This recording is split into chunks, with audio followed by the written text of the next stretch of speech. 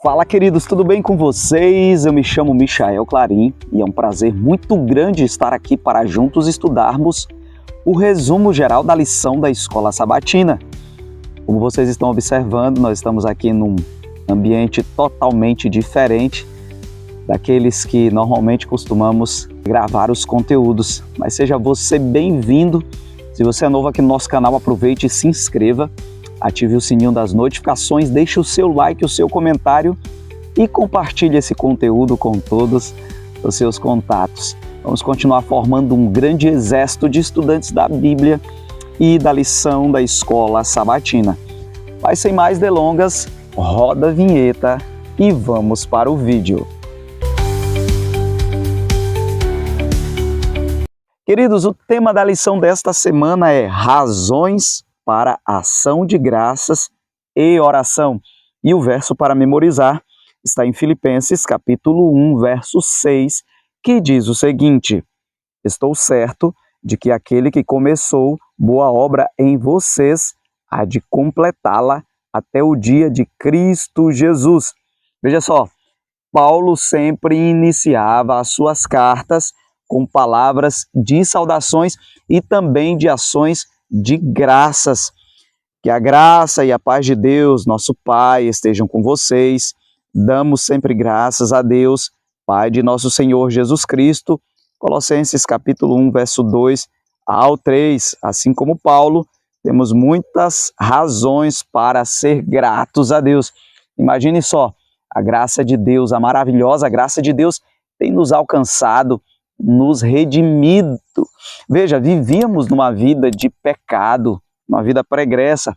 Cristo nos alcançou, e isso por meio da graça, e essa graça nos restaurou, nos transformou, e por isso Paulo, ele sabia, ele havia provado na íntegra essa graça, e ele também havia visto a graça atuando na vida dos irmãos, e por isso ele era tão grato a Deus, e ele louvava a Deus também pela graça. Veja, Paulo fundou a igreja de Filipos, e isso explica o tom caloroso de comunhão cristã que permeia sua carta.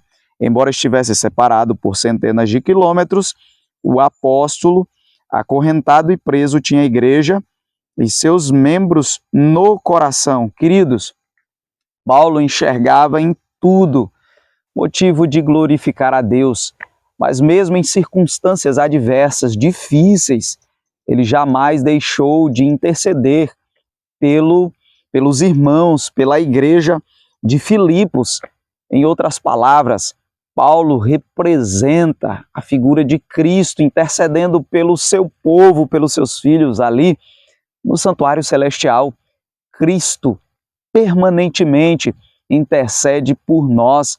Cristo permanentemente clama pelo seu povo, pelos seus filhos aqui na terra. Então, olha só, a Bíblia, de forma clara, de forma sistemática, vai mostrar um Deus que está o tempo todo, permanentemente, intercedendo, clamando. E Paulo, na verdade, ele mostra de forma clara uma figura do que Cristo faz pelos seus filhos, pelo povo de Deus. Paulo também, ele pede oração, ele pede que o povo de Deus ore uns pelos outros, clame uns pelos outros. Em Filipenses capítulo 1, versículo 9, ao 11, nós encontramos apenas 43 palavras em gregos, mas resume a preocupação de Paulo, as quais ele desenvolveu no restante da carta. Veja só, amor, conhecimento, discernimento, pureza, vida irrepreensível e a justiça que recebemos por meio de Jesus Cristo. Ou seja, a oração, ela deve de fato ter como foco aquilo que vai trazer crescimento, aquilo que vai trazer uma evolução espiritual e principalmente a comunhão entre a comunidade de fé, entre o povo de Deus, o povo que se diz representar o Cristo da Bíblia. E era isso que Paulo esperava dos filipenses. Paulo também, ele não apenas tinha discernimento espiritual, mas Paulo aplicava aquele discernimento espiritual. E olha, queridos, quantas vezes, diante das circunstâncias, das adversidades, você, meu irmão, você, minha irmã, você, meu amigo, você, minha amiga, tem não só apenas discernido o processo, o acontecimento, mas tem aplicado aquele discernimento em sua vida. Paulo, mesmo acorrentado, ele entendia que aquilo fazia parte do processo. Paulo, na verdade, glorificava a Deus, dava graças a Deus. Paulo continuava firme no seu propósito de vida. Queridos, as circunstâncias não podem parar o cristão, as circunstâncias não podem, de fato, tornar o cristão estático, não. Mas as circunstâncias devem nos fazer olhar de forma que entendamos: Deus está no controle de tudo. Todo esse processo faz parte do chamado de Deus para a minha vida. Você percebe? Paulo acorrentado, Paulo preso, Paulo passando por diversas circunstâncias, mesmo assim, buscando a cada dia viver dentro desse chamado, desse propósito. O relacionamento de Paulo com os colossenses era diferente do que ele tinha com os filipenses. Ele os incluiu entre os que não tinham visto face a face, Colossenses 2, verso 1. Ainda assim, o apóstolo disse que sempre agradecia a Deus e orava por eles, como fazia com os filipenses. Veja, o fato de você não ter plantado uma igreja, o fato de você não ter levado o evangelho para um grupo, para uma pessoa em específico, isso não quer dizer que você não vai orar por esse grupo ou por essa pessoa. Muito pelo contrário, independentemente de ter visto ou não, como cristãos, é preciso haver essa oração, orar uns pelos outros.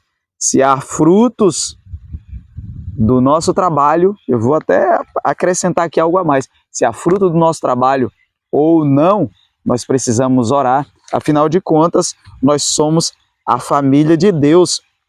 Paulo também orou para que os seus eleitores ficassem cheios do pleno conhecimento e da vontade de Deus. Ele descreveu conhecer a vontade de Deus como ter sabedoria e entendimento espiritual. E não é isso que o Provérbios de Salomão também diz? Veja, ter sabedoria, ter conhecimento de Deus, é de fato ter esse discernimento e entendimento espiritual. É de fato ser sábio de acordo com as Sagradas Escrituras, aquilo que Deus apresenta. Deus, ele tem o plano perfeito para cada um dos seus filhos. Querido, deixa eu fazer uma pergunta para você. Você tem tido discernimento espiritual? Você tem buscado de Deus a direção para muitas das questões da sua vida? Se você tem clamado a Deus, se você hoje deseja assim, eu quero orar, Michael, eu quero clamar a Deus para que eu tenha discernimento espiritual. Michael, eu quero que você ore por mim. Eu moro aqui, sei lá, em Moçambique, aqui na Bahia, aqui em Alagoas, e inclusive eu estou em Alagoas agora aqui. Eu quero que você ore por mim para que Deus me dê discernimento espiritual. Eu quero que você ore por mim, porque eu estou passando aí por um momento difícil de saúde, por um momento difícil financeiramente.